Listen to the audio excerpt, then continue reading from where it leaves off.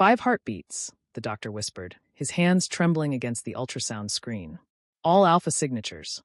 I stared at the flickering monitor, my vision blurring at the edges. 5. Not 1. 5. The armed guard by the door shifted, his hand moving to his earpiece. Within seconds, the door opened and Do-hyuk stepped inside, tall, immaculate in his black suit, his face carved from stone. His eyes found mine first. Then the screen. For the first time since I'd met him, something flickered across his expression. Not shock. Not anger. Something rawer, deeper, something he crushed the moment I noticed it. "Leave us," he said quietly. The doctor and guards evacuated the room like water draining from a sink. The door clicked shut, leaving only the mechanical beep of the heart monitor and the 5 rapid pulses echoing from the ultrasound machine. Do-hyuk moved closer, his gaze fixed on the screen. "You're certain?" "Yes." My voice came out smaller than I intended. They confirmed it 3 times. He said nothing, just stared at those 5 tiny dots of light, each one pulsing in perfect rhythm. I'd signed a contract for 1 child. 1 year of my life. 500 million won, and my freedom back. Now I was carrying 5 alpha heirs into a world that would hunt them before they were even born. Before I tell you how I ended up here, subscribe to Starry-Eyed Lovers. And tell me where you're watching from. 2 months earlier, I'd had 3,001 left to my name and an eviction notice taped to my apartment door. The cafe where I worked part-time had closed without warning. My landlord wanted 2 months' rent or the locks changed by morning. I sat on the edge of my futon, staring at the red stamp paper in my hands, and tried to remember the last time I'd felt anything other than tired. My phone buzzed. Unknown number. Surrogate opportunity. Compensation. 500 million Korean wons. Reply if interested. I should have deleted it. Should have recognized a scam when I saw one. Instead, I typed, "Details?" The response came immediately. An address in Gangnam. Tomorrow, 2 p.m. Bring identification. I went because I was desperate. Because my parents were dead, my savings were gone, and I'd learned young that survival didn't care about dignity. The building was glass and steel, the kind of place where even the air felt expensive. Security scanned my ID 3 times before letting me into the elevator. 37th floor. The doors opened directly into a penthouse office. Do-hyuk stood with his back to me, silhouetted against floor-to-ceiling windows overlooking Seoul. He didn't turn when I entered. "Un-woo," he said, my name flat and clinical. 24. Omega. No living family. No criminal record. No significant medical history. You've done your research. I kept my voice steady despite the way my heart hammered against my ribs. I don't make investments without them. He turned then, and I understood immediately why they called him the coldest man in Seoul. His face was beautiful in the way a blade is beautiful, sharp, precise, dangerous. Eyes so dark they looked black. No warmth. No curiosity. Just cold calculation. He gestured to the chair across from his desk. I sat. A contract slid across the polished surface. Thick, bound, intimidating. 1 year, Do-hyuk said. You'll carry my child to term. Medical care provided. Living expenses covered. Upon successful delivery, 500 million won transferred to your account. I scanned the first page. The language was dense, legal, suffocating. And after? After you leave. No contact with the child. No claims to paternity. No expectations beyond biological function. The words hit like a slap, but I didn't flinch. You want to buy a baby. I want an heir. His tone didn't change. You want financial security. This is a transaction, not a relationship. I should have walked out. Should have told him to find someone else, someone who could stomach the idea of growing a life, just to hand it over to a man who spoke about children like investments. But I looked at the number on the contract. 500 million won. Enough to start over. Enough to breathe again. How? I asked quietly. How what? How does conception work? Medical procedure? Something shifted in his expression, barely perceptible, but there. No. Natural conception. The alpha bloodline responds best to direct bonding. My stomach tightened. You mean? 1 night. Clinical. Efficient. He leaned back in his chair, studying me with those merciless eyes. If you can't handle that, we're done here. I thought about the eviction notice. The empty refrigerator. The way I'd stopped being able to afford heat last winter. Where do I sign? The medical facility was private, sterile, and completely isolated. No windows. Just white walls, white sheets, and the mechanical hum of air filtration. I'd been given suppressants to stop my heat, medications to optimize fertility, and a room that felt more like a luxury prison than a hospital. Doo-hyuk arrived at midnight. He wore black again, but this time without the suit jacket. Just a dress shirt with the sleeves rolled to his elbows, revealing forearms marked with old scars. He moved like violence contained, controlled, purposeful, utterly silent. "Nervous?" he asked, closing the door behind him. "Should I be?" "No." He approached the bed where I sat, stopping just close enough that I could smell his cologne. Something dark and woody, undercut by something sharper. Gunpowder, maybe. Or danger. "I'll make this quick." But when he reached for me, his hands were surprisingly careful.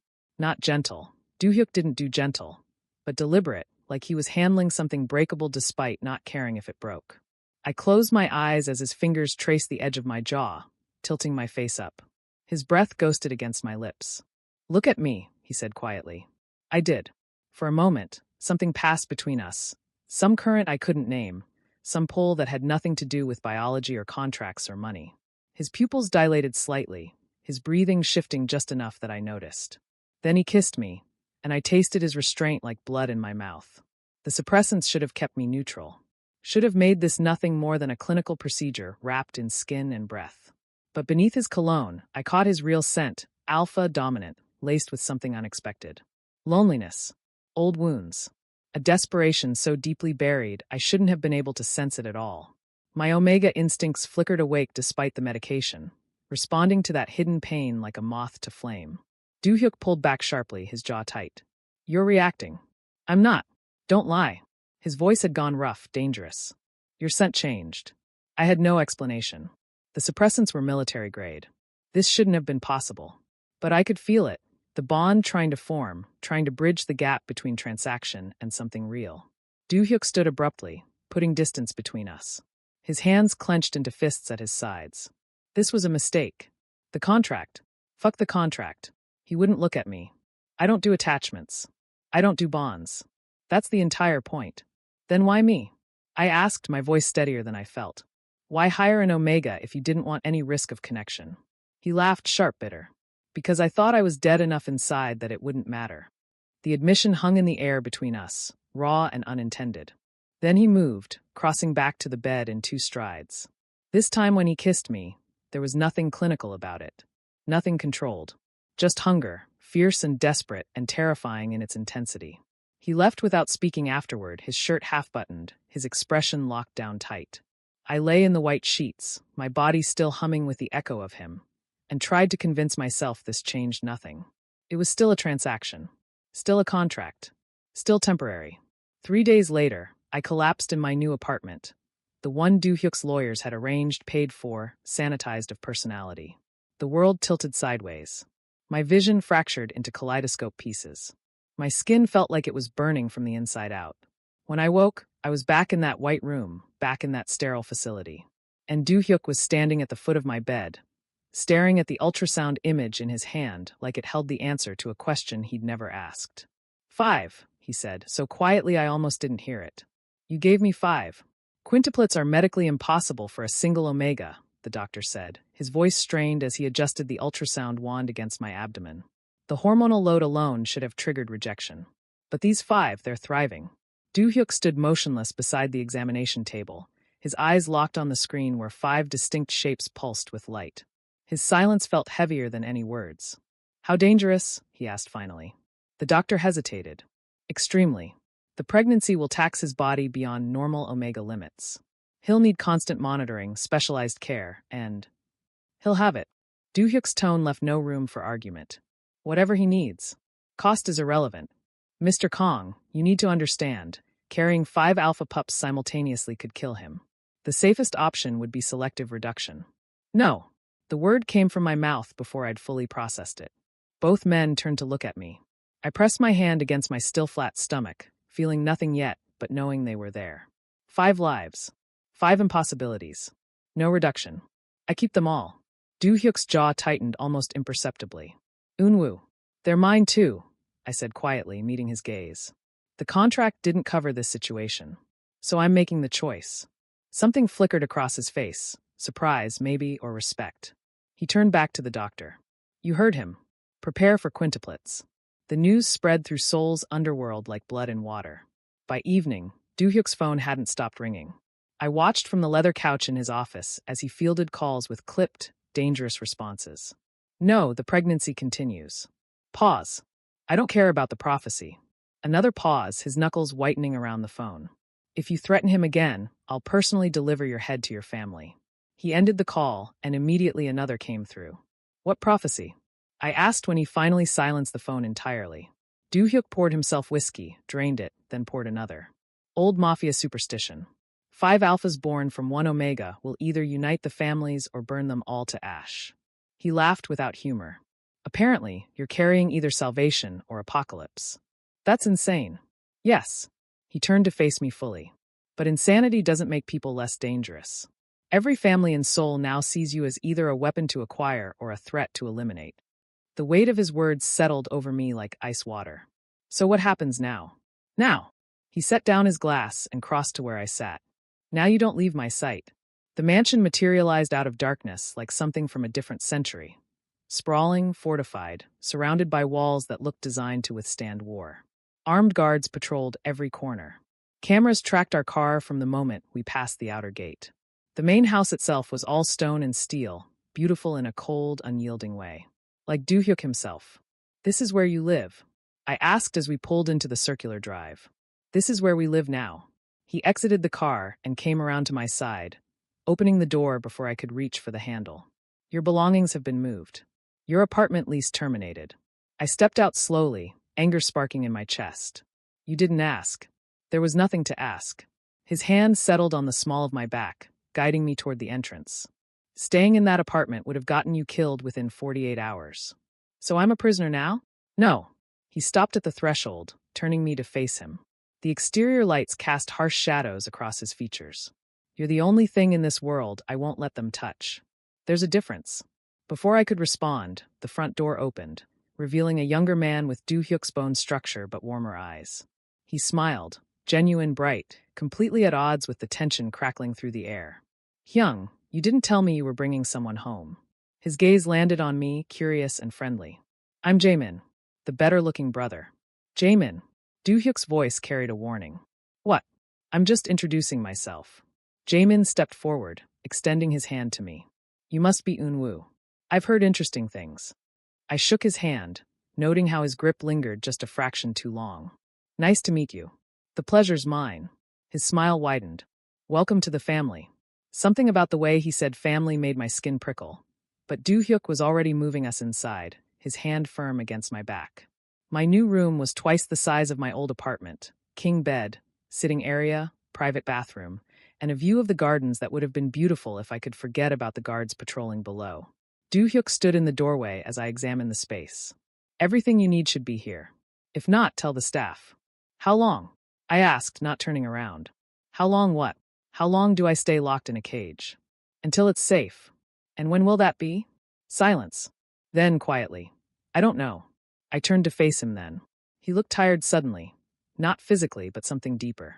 The kind of exhaustion that came from carrying weight alone for too long. I didn't ask for this, I said. Neither did I. He stepped into the room, closing the door behind him. But here we are. 5 pups that shouldn't exist. A prophecy that guarantees violence. And you. He stopped, something crossing his face too quickly to read. You, who should have been forgettable. But I'm not. No. His voice dropped lower. You're not. The air between us thickened with unspoken things. I thought of that night in the medical facility, the way his control had shattered, the hunger that had poured through the cracks. Do-hyuk. A knock interrupted whatever I'd been about to say. One of the guards stepped in, his expression tight. Sir, we have a situation. Do-hyuk's entire demeanor shifted, from almost vulnerable to pure lethal focus in a heartbeat. What kind? Park family sent a representative. He's requesting negotiation for the Omega. My blood went cold. Do-hyuk's jaw tightened until I could see the muscle jumping beneath his skin. Tell them, he said with deadly calm, that the Omega isn't for sale. And if they send another representative, I'll return him in pieces. The guard left. Do-hyuk turned back to me, and I saw it clearly now. The thing he'd been trying to hide beneath contracts and clinical language and cold efficiency. Possession. Raw and absolute. Get some rest, he said, his voice carefully controlled again. Tomorrow, we discuss security protocols. He left before I could respond, the the door clicking shut with terrible finality. I woke to sunlight streaming through unfamiliar windows and the smell of food I hadn't cooked.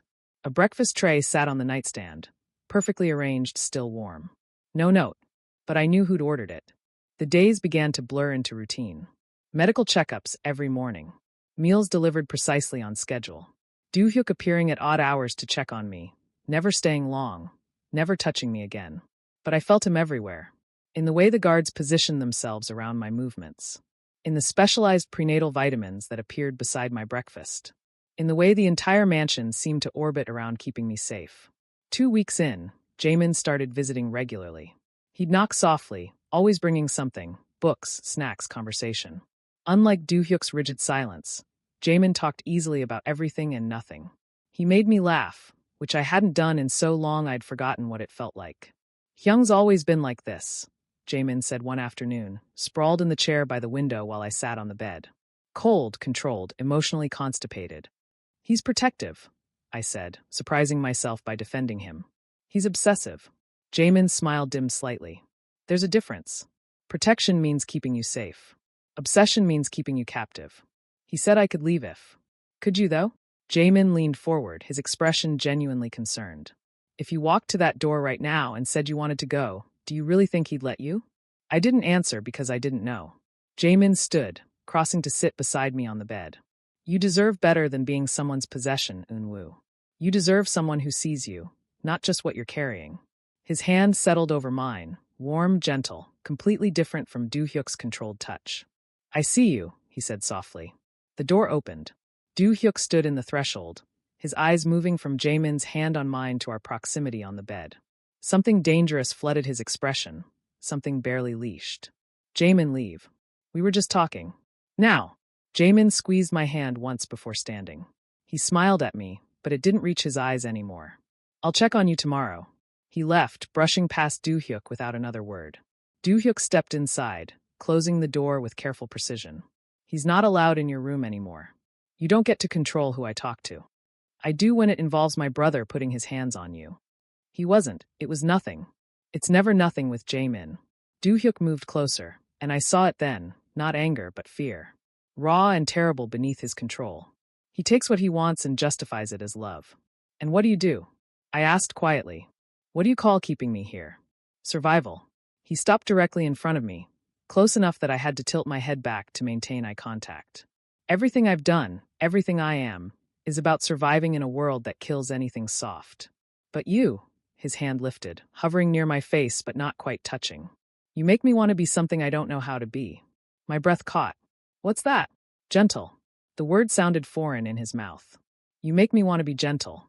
This time when he touched me, his fingers trembled slightly against my cheek. The great Doo-hyuk, Seoul's coldest enforcer, shaking like a man facing something more terrifying than any enemy. I'm 3 months pregnant with quintuplets, I whispered. I'm scared every day that my body will fail them, that I'm not strong enough for this. You are. His thumb traced my cheekbone with devastating softness. You're the strongest person I've ever met. You barely know me. I know you chose to keep 5 lives when anyone else would have run. I know you argue with me instead of flinching. I know you, he stopped, his jaw working. I know you're the first person who's made me feel anything in 15 years. The confession hung between us, fragile and world-ending. Then his phone rang. He checked the screen, and every trace of vulnerability vanished from his face. I have to take this. Doo-hyuk, stay inside tonight. Don't open the door for anyone. He was already moving toward the exit. Not even Jamin. What's happening? He paused at the threshold, his back to me. The Park family isn't negotiating anymore. They're coming. The door closed. I sat alone in my beautiful cage, hands pressed against my stomach where 5 impossible lives grew, and wondered how long before the world burned us all down trying to control what they couldn't understand. Would you risk everything for someone you weren't supposed to love? Subscribe to Starry-Eyed Lovers, and comment where you're watching from. Midnight brought gunfire. Stay down. Doo-hyuk's voice cut through the chaos as glass shattered somewhere below. I'd frozen halfway out of bed, my hands instinctively covering my stomach. The door burst open. Doo-hyuk filled the frame, gun in hand, blood splattered across his white shirt. Not a wound, just evidence of what he'd done to reach me. Are you hurt? He crossed the room in 3 strides, his free hand moving over me with clinical efficiency, checking for injuries. No, I'm the babies. The babies are fine. You're fine. His eyes met mine, and for a split second, I saw past the cold efficiency to something feral underneath. But we need to move. Now. More gunfire erupted from the grounds. Doo-hyuk pulled me toward the door, his body positioned between me and any potential threat. The hallway was chaos, guards running, orders being shouted, the acrid smell of gunpowder thick in the air. The panic room, Doo-hyuk said into his earpiece. Clear the route. We moved through the mansion like shadows, Doo-hyuk's hand never leaving my arm. Every corner he checked first. Every sound made him tense, ready to kill. The panic room was reinforced steel disguised as a wine cellar. Doo-hyuk pushed me inside, but when I turned, he was still in the doorway. You're not coming in? I have to end this. He checked his weapon with practiced ease. The door locks from inside. Don't open it for anyone but me. Doo-hyuk. I'll come back. Something softened in his expression, brief, but there. I promise. The door sealed shut with a hydraulic hiss. I sank against the wall, my heart hammering, hands pressed protectively over my stomach. Above me, muffled through layers of steel and stone, the gunfire continued. Minutes felt like hours.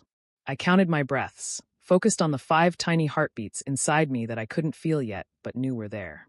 Don't be scared, I thought at them. Your father is terrifying, but he'll keep us safe. The silence, when it came, was somehow worse than the noise.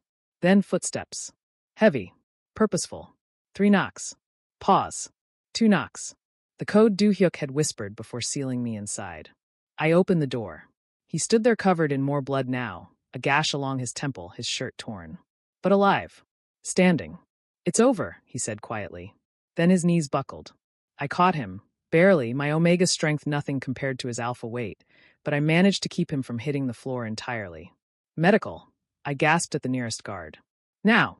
The estate's medical wing was pristine and efficient, staffed by doctors who asked no questions about the blood or the bullets. I refused to leave while they worked on Doo-hyuk.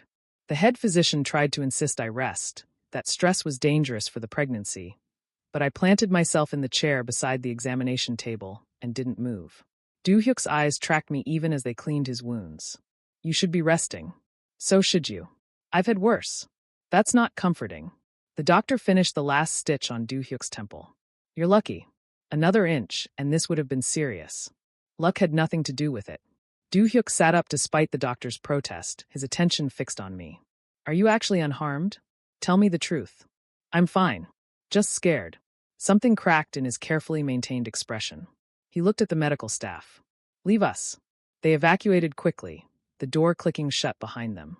Doo-hyuk stood, slightly unsteady, and crossed to where I sat. Then slowly, he knelt in front of me, this powerful, dangerous man lowering himself to eye level with deliberate care. I'm sorry, he said. For what? For bringing you into this. For thinking I could keep you safe while also keeping you close. His hand lifted, hesitating before settling on my knee. You should hate me. I should, I agreed. But I don't. Why not? Because you took a bullet meant for the outer wall and still checked on me first. I covered his hand with mine. Because you're trying so hard to be something you think you're not. What's that? Good. He laughed, short bitter. I've killed 17 men tonight, Unwoo. Some with my bare hands. There's nothing good about that. You killed 17 men who were coming to hurt me and our children. I squeezed his hand. Context matters. Our children, he repeated softly, like testing the words. You said our. They are, aren't they? I can't make 5 alphas alone. His thumb traced small circles against my knee. An unconscious gesture, tender in a way I'd never seen from him before. Every time I think I understand what you are to me, you prove me wrong. What am I to you? He looked up, and the raw emotion in his eyes stole my breath. Everything I've spent 15 years convincing myself I didn't need. The space between us felt charged, magnetic. His other hand rose to cup my face, his touch reverent despite the blood still drying on his skin. Can I kiss you? He asked, and the fact that he asked, that this man who commanded armies sought permission for something so simple, undid something in my chest. Yes. He stood, pulling me up with him, and kissed me like I was oxygen and he'd been drowning. Not desperate or hungry like that first night, but deliberate, grateful, like he was memorizing the feel of me. When we broke apart, he pressed his forehead to mine. Stay with me tonight. Not in the guest room. With me. Doo-hyuk. I need to know you're breathing. His voice cracked slightly. Please. I nodded against him. His bedroom was what I expected, minimalist, dark, functional. But there were small details that surprised me. Books on the nightstand, a photograph of a woman who shared his eyes, a window that overlooked the gardens where moonlight painted everything silver. Do-hyuk disappeared into the bathroom, returning in clean clothes, the blood washed away. He looked younger somehow without the armor of his usual suits. "You can take the bed," he said, gesturing to it. "I'll stay in the chair." "That's ridiculous. It's your bed. Unwoo. We're having quintuplets together. I think we can share a bed." I sat on the edge of it, suddenly exhausted. "Unless you're uncomfortable, I'm always uncomfortable around you." He moved closer, sitting beside me with careful space between us. "But not for the reasons you think." "What reasons?" "Because you make me want things I've trained myself not to want. Softness. Trust. Someone to come home to who isn't afraid of what I am." He turned to face me fully. "I don't know how to be what you need. I don't need you to be anything other than honest." I shifted closer, closing some of the space. "Can you do that?" "I'm terrified." The admission came out rough. "I've faced death more times than I can count and never flinched. But you, carrying my children, looking at me like I'm not a monster, that terrifies me." "You're not a monster. You don't know what I've done. I know what you did tonight. You protected us." I took his hand, placing it against my stomach where the babies grew. "They know it too." His hand splayed wide, covering my still flat abdomen with something like wonder. "I can't feel them yet. Neither can I. But they're there. 5 impossible lives that shouldn't exist." I covered his hand with mine. "Like us." He pulled me closer then, arranging us so we lay facing each other on top of the covers. His hand stayed on my stomach, protective even in rest. "Tell me something real," I whispered. "Like what?" "Something you've never told anyone else." He was quiet for so long I thought he wouldn't answer. "Then, I was 12 when my parents were killed. Rival family, political play, the usual justifications. I watched it happen. My breath caught. Jamin was 9. He cried for weeks. But I couldn't." Do-hyuk's thumb stroked absent patterns against my stomach. I felt nothing, like someone had cut that part out of me. I trained, took over the family early, built an empire on that emptiness. And now I feel too much. His eyes met mine in the darkness. "I feel you. Them. Everything I've been avoiding for 15 years. And I don't know what to do with it." I leaned forward, kissing him softly. "You learn. We both learn." He kissed me back, deeper this time, his hand sliding from my stomach to my hip. Not sexual, just needing contact, needing proof I was real and here in his. "Stay," he murmured against my lips. "I'm not going anywhere. I mean after. When the danger passes. When you could leave." His voice dropped to almost nothing. "Stay anyway. Is that an order or a request?" "It's a plea." He pulled back just enough to look at me. "I'm asking, Unwoo. Not as the person who hired you. As the person who," he stopped, fear flickering across his face. "Who what? Who loves you?" The words came out like a confession pulled from somewhere deep. "I don't know when it happened. Maybe that first night when you looked at me like you could see through everything I've built. Maybe when you chose to keep all 5 when anyone else would have run. But it happened, and I don't know how to take it back. I don't want to take it back." Tears burned my eyes. "You love me." "Yes." "The contract said no attachments." "Fuck the contract." He cupped my face with both hands. "I love you. All of you, your stubbornness, your strength, the way you argue with me, the way you're giving me a family I never thought I could have." His thumb brushed away a tear that had escaped. "And if you don't feel the same, I'll accept it. But I needed you to know." "You're an idiot," I said, laughing through tears. He blinked. "What?" "I've been falling in love with you since you knelt beside me in that hospital room and promised to protect us. Since you stayed through every medical check. Since you read to them at night when you think I'm sleeping." I kissed him again, tasting salt and relief. "I love you too." The sound he made was almost wounded, like something caged finally breaking free. He kissed me then with everything he had, years of repressed emotion, desperate need, fierce possession, and underneath it all, genuine tenderness. We fell asleep tangled together, his hand never leaving my stomach, our breathing synchronized in the dark. The next weeks blurred into something almost domestic. Do-hyuk stopped hiding in his office. He took meals with me, worked from the library where I read, appeared at random moments just to check that I was real. At 5 months, my body finally began to show. Do-hyuk stared at my emerging bump with naked awe. "May I?" he asked, hand hovering. "You don't have to ask anymore." His palm settled against the curve, warm and reverent. "They're really in there. All 5 of them. I covered his hand with mine. Growing stronger every day. Like their father, Du-hyuk murmured. Like both their fathers. That night, he made love to me with aching gentleness, worshipful of my changing body, careful of the lives we'd created, showing me with touch what words still couldn't fully express. Afterward, he traced patterns against my skin, his head resting on my stomach. Sing to them, I said sleepily. I don't sing. Then read to them. They like your voice. He was quiet for a moment. Then softly, he began reciting poetry, dark, beautiful verses about surviving winter and finding spring.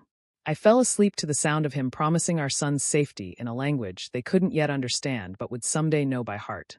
But safety was an illusion. Jaemin's visits had become more frequent, always when Du-hyuk was occupied. His touches lingered. His compliments grew more intimate. His eyes followed me with increasing intensity. You're glowing, he said one afternoon, standing too close in the library doorway. It's the pregnancy. It's more than that. He stepped inside, closing the door behind him. You're happy. I've never seen you happy before. I am happy. With my brother. Something dark crossed his expression. The man who bought you like property. That's not, it's different now. Is it? Jaemin moved closer. Or have you just convinced yourself it is because you're trapped? I'm not trapped. Then leave. Right now. Walk out that door. He gestured to it, challenge in his eyes. See if he lets you. I didn't move because the truth was complicated. I didn't want to leave, but was that choice or conditioning? Jaemin saw my hesitation and smiled sadly. You deserve someone who asked you to stay before making you need them. Someone who saw you, not what you could give him. His hand lifted to my face, and I should have moved away, but I froze, caught between loyalty and doubt. The door opened. Du-hyuk stood there, and the expression on his face was pure devastation masked as rage. Get away from him. Jaemin stepped back, hands raised. We were just talking, Hyung. You were touching what's mine. Asterisk who's asterisk yours? I interjected, anger finally sparking. I'm not property, Du-hyuk. His eyes snapped to me, hurt flashing through before the cold mask slammed down. You're right. You're not. He looked at Jaemin. Leave. Now. And don't come back. Jaemin left, but not before squeezing my shoulder. A gesture of solidarity that only made everything worse. Du-hyuk and I stood in tense silence. I started. You don't owe me explanations. His voice was carefully empty. You're free to speak with whoever you want. Then why do you look like I betrayed you? Because I'm a selfish bastard who wants you to choose me even though I have no right to ask. He turned away. Rest. You need it. He left before I could respond, the door clicking shut with terrible finality. That night, I slept alone for the first time in weeks, and the bed felt impossibly cold. Drink this. It'll help you sleep. Jaemin's voice was gentle as he set the tea on my nightstand. 3 days had passed since the library incident. 3 days of Du-hyuk avoiding me, eating meals in his office, sleeping God knows where. I was 7 months pregnant now, my body heavy with 5 lives that kicked and turned at all hours. Exhaustion had become my constant companion. Thank you, I said, reaching for the cup. Jaemin sat on the edge of the bed, his smile warm. You look tired. I am. He's being cruel, shutting you out like this. His hand settled on my knee, familiar now, almost brotherly. You deserve better. I sipped the tea. It tasted bitter, herbal. He's hurt. I need to talk to him. He won't listen. He never does. Jaemin's thumb traced circles against my knee. But I would. I always have. Something in his tone made me pause. The room tilted slightly, my vision blurring at the edges. Jaemin, what? Sho. It's okay.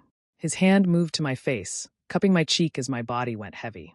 I'm going to take care of you now. The way you deserve. Terror flooded through me, but my limbs wouldn't respond. The cup slipped from my fingers, spilling across the sheets. The babies, I managed through numb lips, will be mine. He lifted me easily as my consciousness faded. They were always meant to be mine. I woke to pain. Not the dull ache of pregnancy, but sharp, cramping agony that radiated from my abdomen. My hands moved instinctively to my stomach, and I felt them. 5 distinct kicks, urgent and distressed. You're awake. Good. Jaemin sat across from me in what looked like an abandoned warehouse. Concrete floors, broken windows, the smell of rust and decay. I was bound to a chair, ropes tight around my wrists and ankles. What did you do? My voice came out hoarse. What I should have done months ago. He stood, crossing to crouch in front of me. Took what my brother stole. I'm not. I was never his to steal. No. You were mine. His hand pressed against my stomach, and the babies kicked violently in response. The moment I saw you, I knew. But he got there first. He always gets there first. Understanding crashed through me with sickening clarity. You leaked the locations. You orchestrated the attacks. I created opportunities. Jamin's smile was gentle, grotesque in its sincerity. Opportunities to show you he couldn't protect you.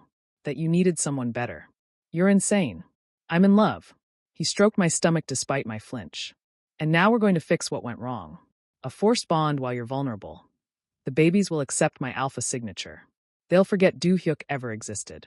Horror flooded through me. It doesn't work like that. It does with Omega carrying multiple alphas. The bloodline is malleable until birth. His hand moved to my face, forcing me to look at him. They'll be ours, Unwoo. We'll be a real family. They already have a father.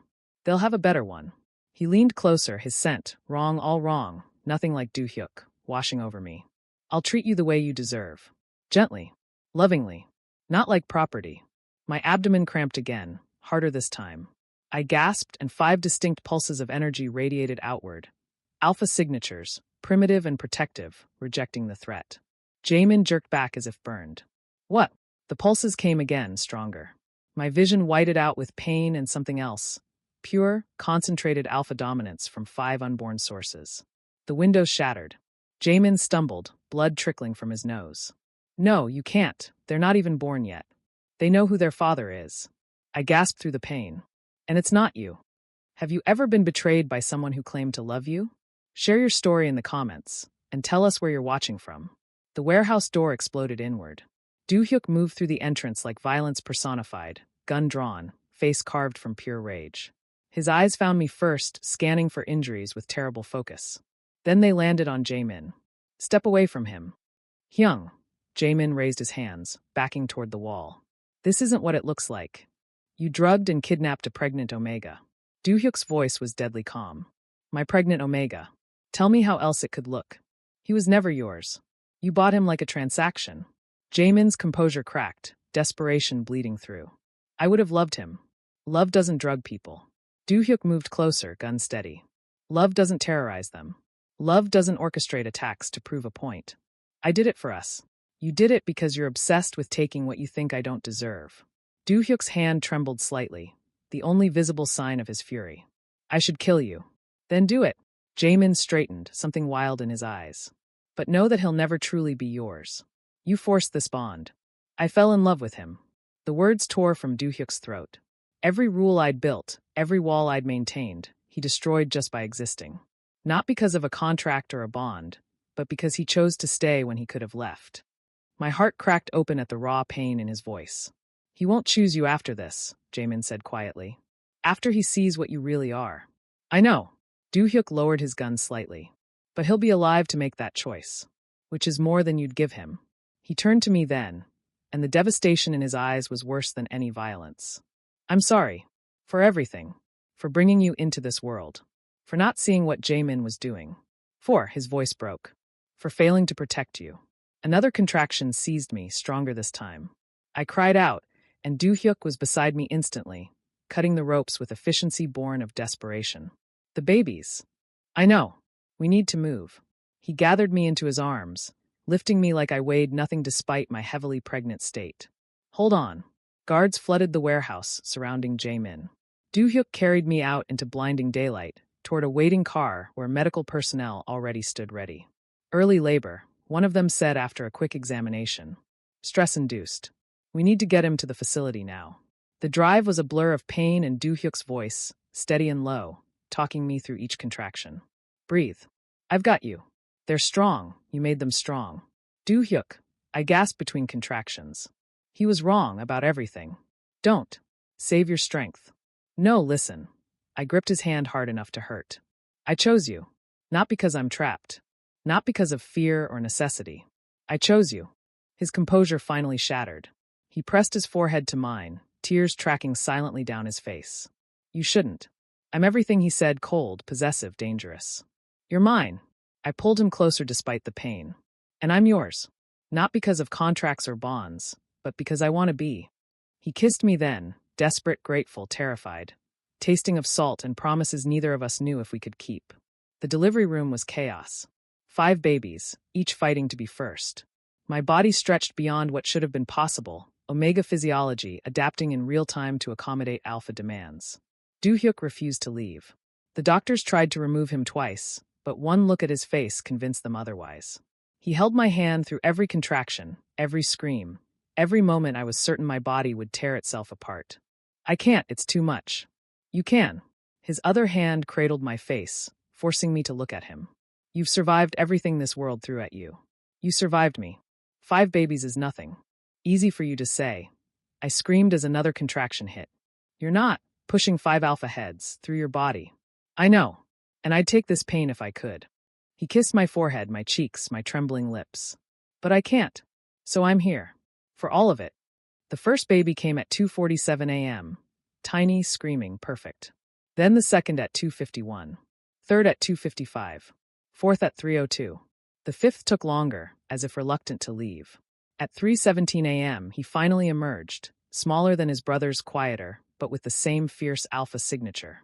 Do-hyuk cut all 5 cords with shaking hands, tears streaming unchecked down his face. They placed our sons on my chest, 5 tiny, squirming miracles, each one impossible. Each one proof that love could override biology. They're perfect, Do-hyuk whispered, his hand spanning all 5 of them at once. You gave me, his voice broke completely. Everything. I was too exhausted to speak, but I pressed my hand over his, connecting all of us in that moment. Our family. Impossible and real. 6 months later, the mansion had transformed into controlled chaos. 5 cribs arranged in a circle in the nursery. 5 high chairs at mealtimes. 5 distinct personalities already emerging, fierce, gentle, curious, stubborn, thoughtful. Like their fathers. Do-hyuk had stepped back from active Mafia operations, delegating to trusted lieutenants while he learned to change diapers and warm bottles at 3 a.m. I'd never seen him happier. This one's hungry again, he said, appearing in the doorway with our smallest son fussing in his arms. I swear he eats more than the other 4 combined. He's making up for lost time. I took the baby, settling into the nursing chair. The others are sleeping? For now.